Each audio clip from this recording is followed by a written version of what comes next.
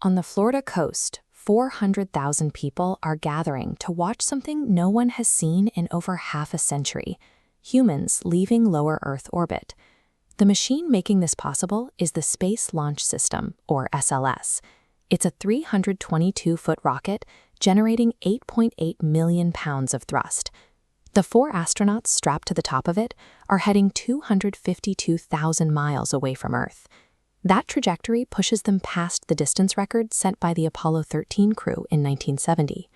But despite flying farther than any humans in history and looping around the far side of the moon, this crew will not actually touch the lunar surface. That is a deliberate choice. We've had a 50-year gap in deep space exploration. Before anyone attempts a lunar landing, we have to relearn how to keep people alive in the deep vacuum of space. That makes the Artemis 2 crew, Reid Wiseman, Victor Glover, Christina Koch, and Jeremy Hansen, highly trained operators rather than space tourists. Their primary job is to execute a grueling 10-day mechanical and human stress test of a brand new vehicle, the Orion spacecraft. Out in the vacuum of space, they will deliberately push the capsule's life support, navigation, and manual controls to their absolute engineering limits. Every system on Orion has to function perfectly on this specific test drive. If it doesn't, future missions to put boots on the moon or Mars are mechanically impossible.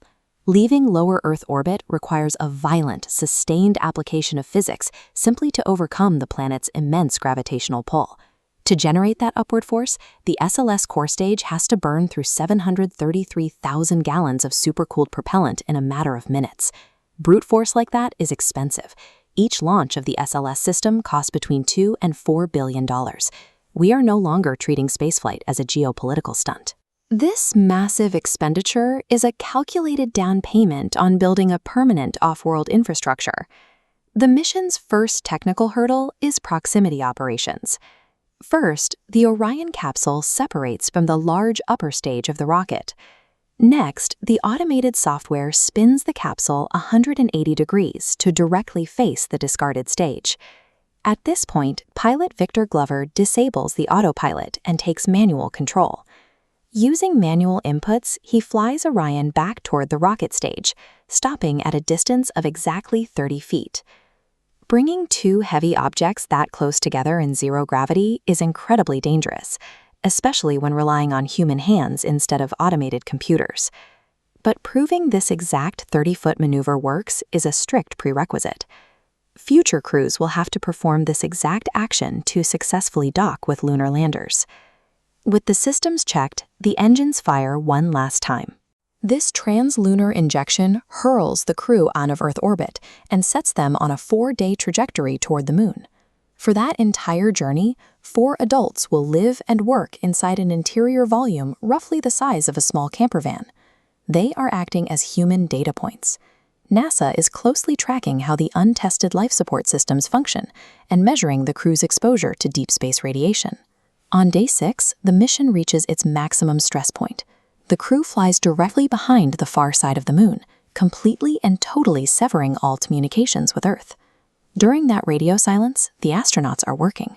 From 4,000 miles above the surface, they will photograph the lunar South Pole, gathering the precise visual intelligence needed to select a site for our first permanent lunar base. On day 10, the capsule will slam into Earth's atmosphere at 25,000 miles per hour, ending the mission with a parachute splashdown in the Pacific Ocean. The data collected from that re-entry will immediately feed into a geopolitical sprint. China has set a mandated goal to land its own astronauts on the moon by 2030. The success of Artemis 2 determines whether the United States can safely launch the Artemis 3 and 4 missions to establish a $20 billion lunar outpost first.